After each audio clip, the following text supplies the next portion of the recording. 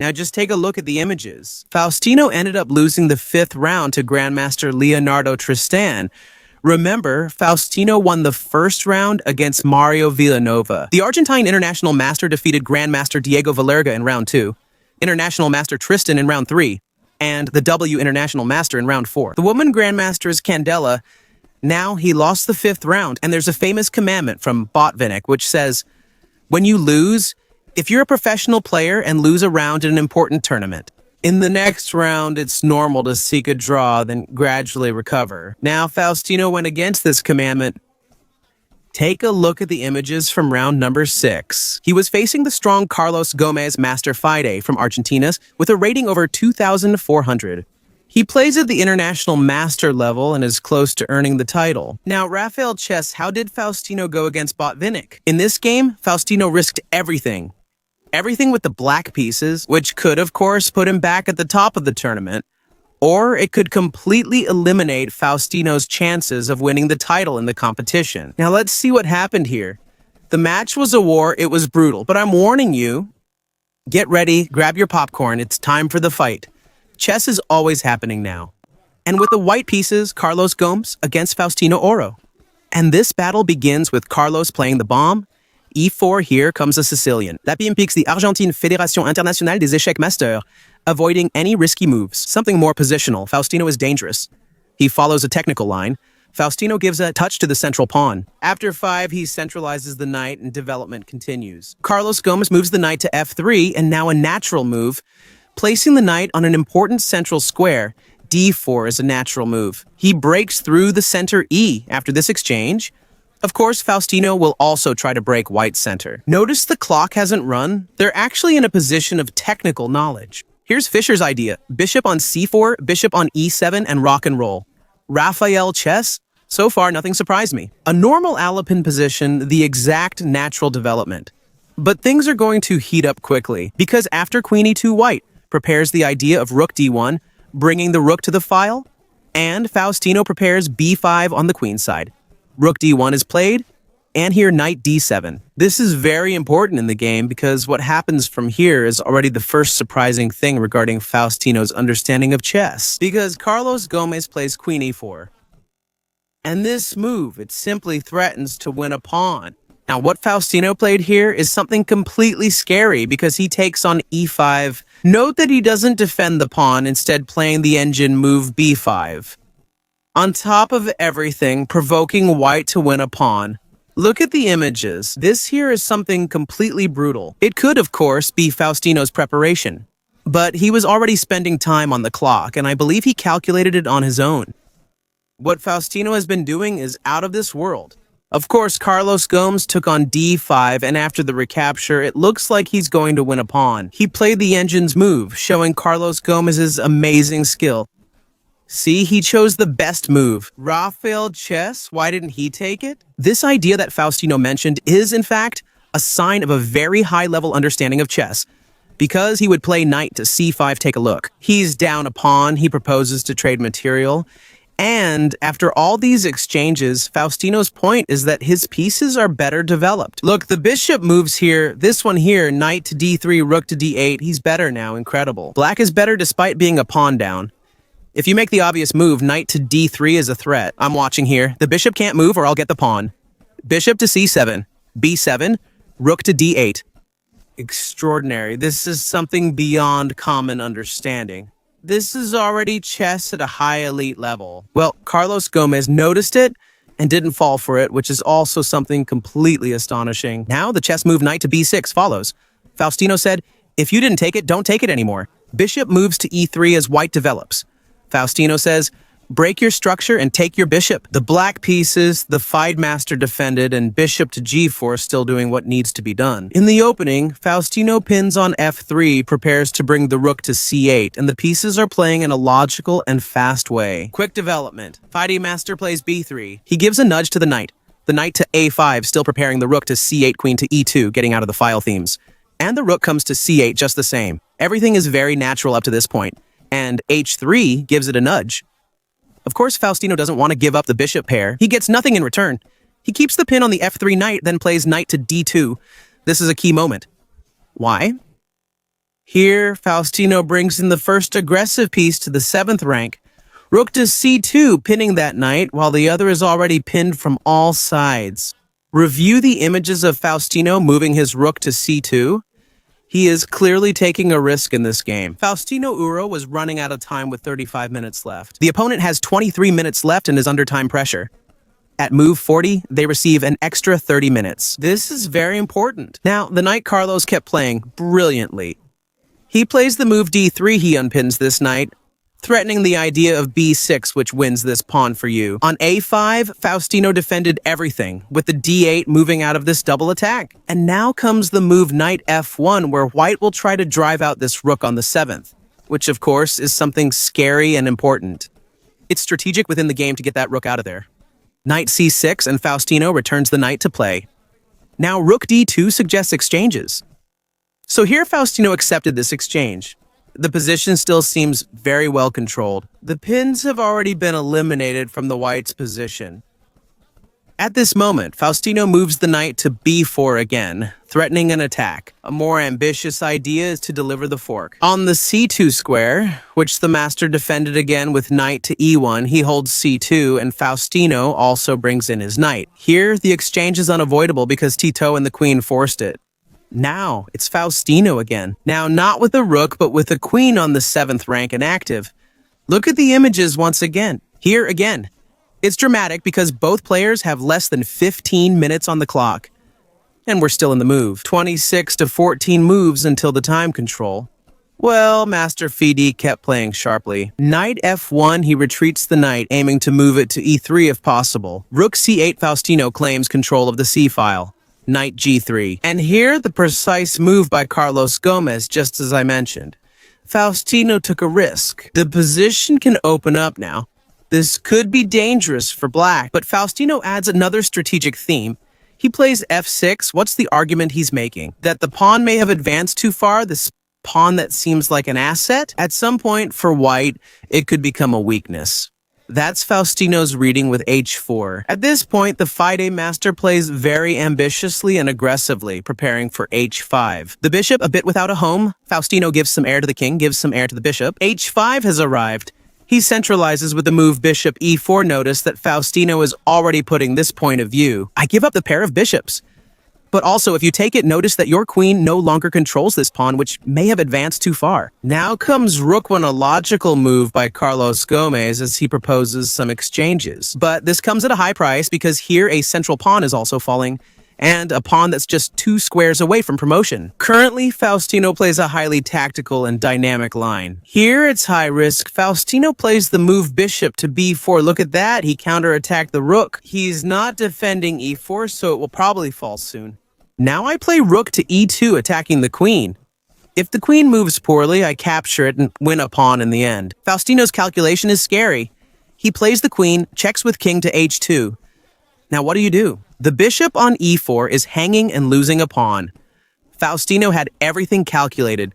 Bishop to d6, he pins the knight and you can't take it. He continues with a pair of bishops and more. Your pawn on e6 is vulnerable since a move like rook to e8 would cost you that pawn. Look at the images for the moment of bishop to d6. It's an important moment in the game. Faustino has 1:56 on the clock, while Carlos Gomez has 2:27. We're at move 34-6, moves away from the time control. The FIDE master played the sharp foot 4. What high-level chess! In this game, he removes the pin theme and threatens to win Faustino's central pawn again. Faustino held it all together. The bishop is solid here, and now come the exchanges. Takes and recaptures. And now, the dilemma. In fact, Faustino's strategic idea is working. Because the pawn on e6 is now falling, it's very vulnerable. Carlos Gomez desperately plays bishop to e5, offering exchanges. Faustino accepts and responds accurately. Queen to d5, and it's mathematical. Faustino here is going to win a white pawn. Rafael, he took a risk, went against Botvinnik, but he's right, because at this moment, he's going to win a pawn. Things aren't cooling down. Carlos plays queen to f4, holding on e5 and Faustino. At this moment, in fact, he wins a pawn, but the drama and the time trouble, 1 minute for each player. And at this moment, Carlos Gomez plays the fine move rook to f2 because he threatens to win, actually to recover the pawn. Faustino plays the most natural move, which is to defend, and here comes the bomb from the Argentinian Federación Internacional de Xmaster. Faustino had 30 seconds on the clock. This move is very strong because you can't take it. Otherwise, you hang your rook, and it looks like now white is going to recover the pawn. What's more, creating two connected passed pawns. It's scary. This is the game's most dramatic moment because we're here. On move 41, Faustino gained 30 minutes on the clock, but he only has one move to keep fighting, which is the move Queen E8. The hardships of chess, the dilemmas. What's the idea behind Queen E8? If you take here, he would keep an extra pawn. It's incredible. But at this dramatic moment, Faustino actually played the engine's move, Queen E8. He found this important move. Of course, he spent some time. Look there, he got the extra half hour on the clock. Now he has 19 minutes and 32 seconds. The FIDE master doesn't have much to do because, of course, there's a threat of taking here. He also defended the rook. This capture happened and Faustino here keeps an extra pawn. In this endgame, he checks, the king escapes, and now the pawn is lost. Faustino again plays precisely with move e3. What does he mean? I give up this pawn, but I still have an extra pawn because then you lose on f5. That's the idea that the little grasshopper came up with. Of course, Carlos Gomes wasn't happy with that. He played rook to f3, threatening to get the pawn back now. It's incredible.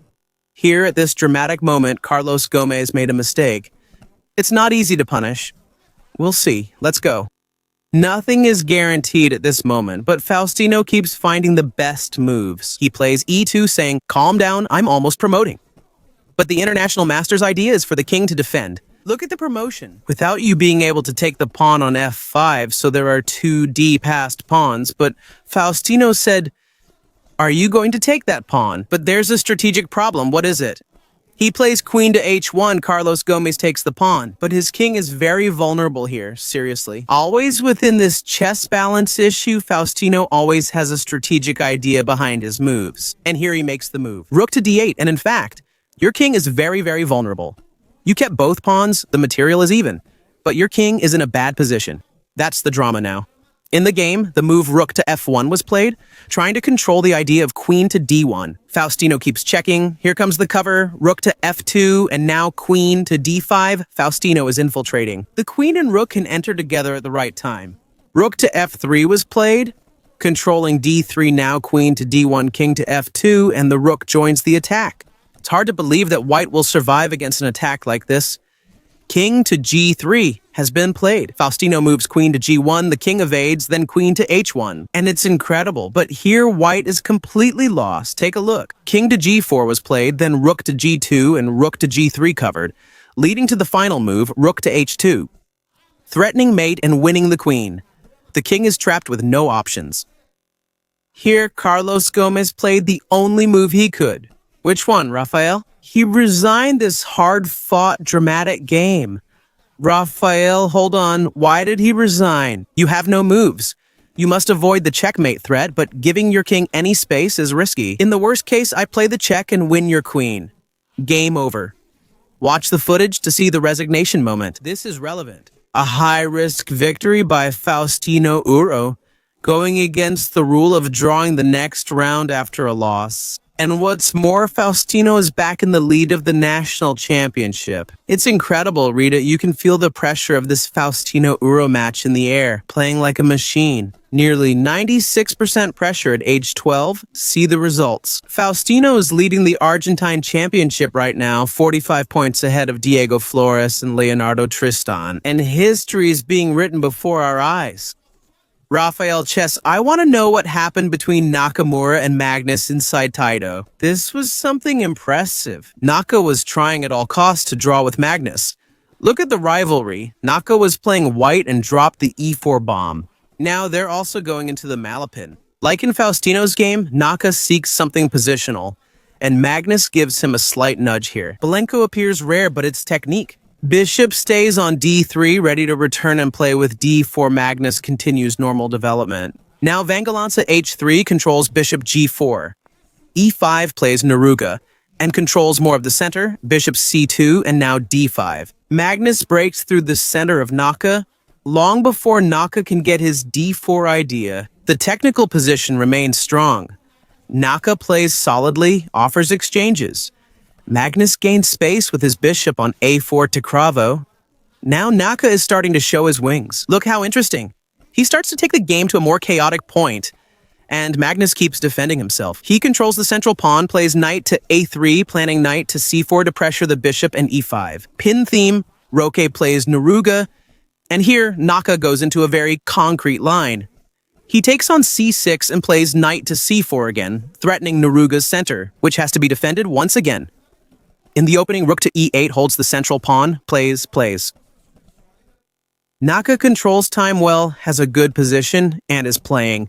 The pin idea is coming too. Magnus asked, "Don't you want the bishop pair?" "I'll keep it since the exchange on d4 matters and bishop g5 is there." The American pins the knight, and the pieces are playing very solidly. Magnus plays h6 and Naka maintains the pin theme. Now comes one of the most important moments of the game. Look at what's going to happen here. Magnus gains queenside space while Naka moves the rook to c1, then plays a4 and bishop g3. Once again, Naka keeps putting pressure on the central pawn and Magnus is defending. Raphael chess. Neruga is on the ropes. Things aren't looking good, but Naka, he wasn't satisfied. He's trying to draw the game. He plays knight to e1. Then Magnus responds with queen to g5. And this is an important moment because in this position, Naka is doing well. The position is good. He could even win this game, but he wants to draw, it's clear. Now he plays knight to f3, offering a draw. Look, Magnus goes back, and Naka is saying queen to g5, and let's draw. I'm happy with the draw. Enough humiliation, I don't want to know about losing anymore. And Magnus refused this first draw offer from the American. Well, Raphael, but it's all good. Naka is still fine, he's fine. He plays queen d2, and Magnus responds with queen g6, aiming at the king's flank. Naka plays knight f3, and now Magnus plays c5. Look at that. He's expanding a bit more in the center. And once again, a draw offer is coming. Naka plays knight h4 queen g5 here, of course. It can't be under just any condition either. See, Magnus wants to go into an endgame, but Naka wasn't born yesterday. He knows Magnus is an endgame specialist. He refuses. After knight to f8, Naka again signals he wants a draw with knight to f3. Raphael, how does a move like that lead to a draw? Look at the sequence. Magnus moves the queen out of attack, and Naka brings the knight back to h4, saying queen to g5 and let's draw. Grasshopper, that's enough. It's a white flag. I don't want to fight with anyone. And Magnus, for the second time in the game, refused again. Now, from this moment on, Naka was completely disgusted. He highlights one of his best chess qualities, tactics. Watch what Naka does next. He said, "You don't want to draw? I offered twice." Then he makes his move, knight to f5. It looks like Naka is giving up a pawn, but he's about to go into a completely insane tactical mode. Get ready. Magnus took it. It looks like he's going to win a pawn, but here comes the first blow from the American. Queen to f3. Watch that move. He's about to regain the pawn.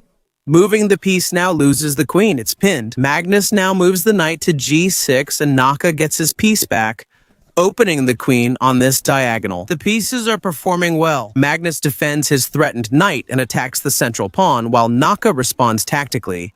He plays knight to d2, targeting c5, threatening e4 and putting pressure on the queen. And at this moment, it's pure tactics.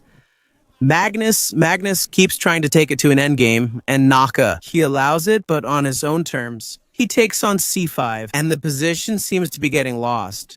For black, he takes here, threatens the bishop. If you take back, I take with the knight, hitting your central pawn, Magnus. He wants to reach the endgame. Even so, the recapture occurred. Now the pawn on e5 is falling. The material count is 6 pawns for black against 6, but it looks like he's losing a pawn. With black, the bishop is threatened and e5 is weak.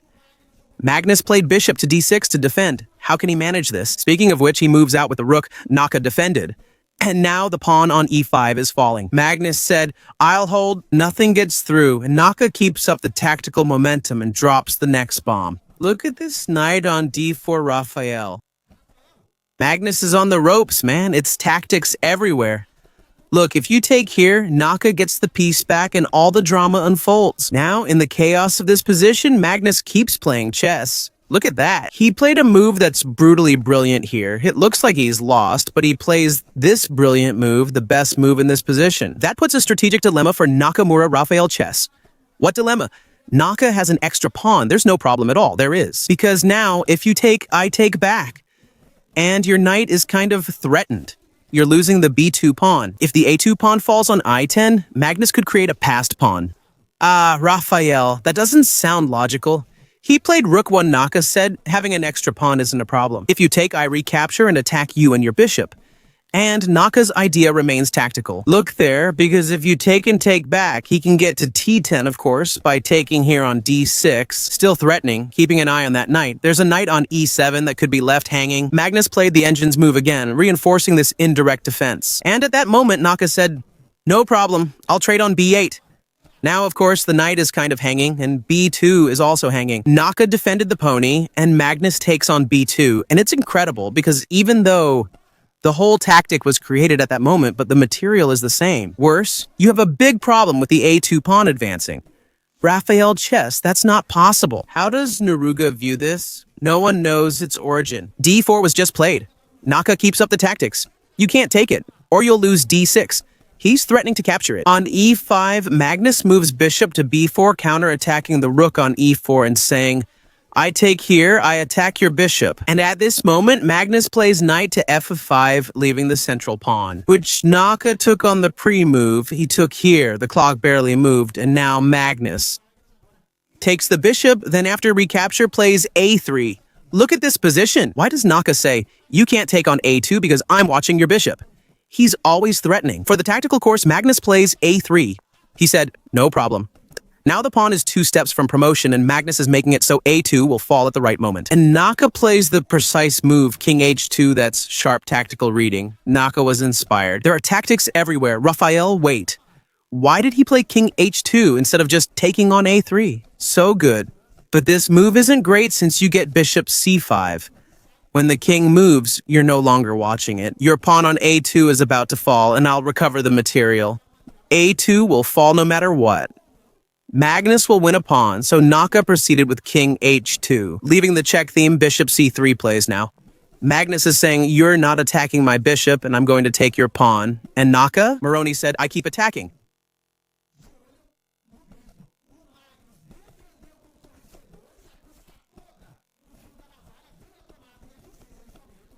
Him.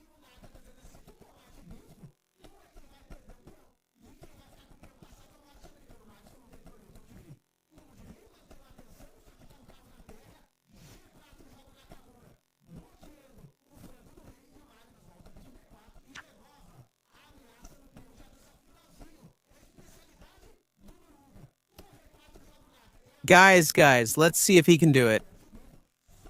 We'll see. He can do it. We'll go. We'll see him. We'll see if he can do it. We'll see if he can do it.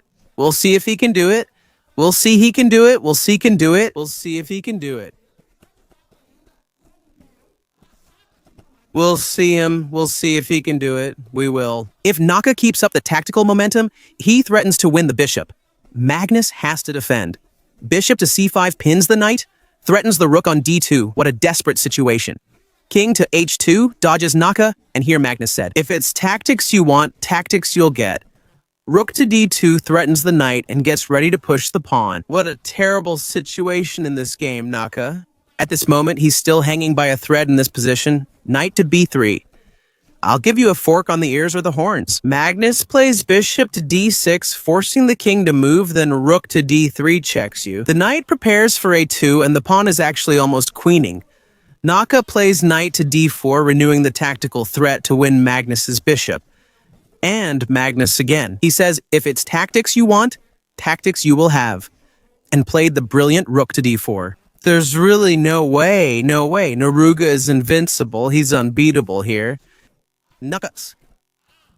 Abandon this dramatic match. Raphael, why? Because when you take that rook, you get pinned, and Magnus wins with the a-pawn. It's out of this world. You can feel the match's pressure. Neruga is playing like a machine. No doubt about it. It's a blitz game, great quality. Also from the American, but there's no way. Naka can't beat Magnus anymore. Taito Tuzi's results are on the air. It was an important victory for Magnus. He gets 9.5 and 9.5 also for Pranesh, both sharing first place. Magnus remains unstoppable and the world is still in shock. If you liked the news and enjoyed both analyses, don't forget to like and see you in the next videos.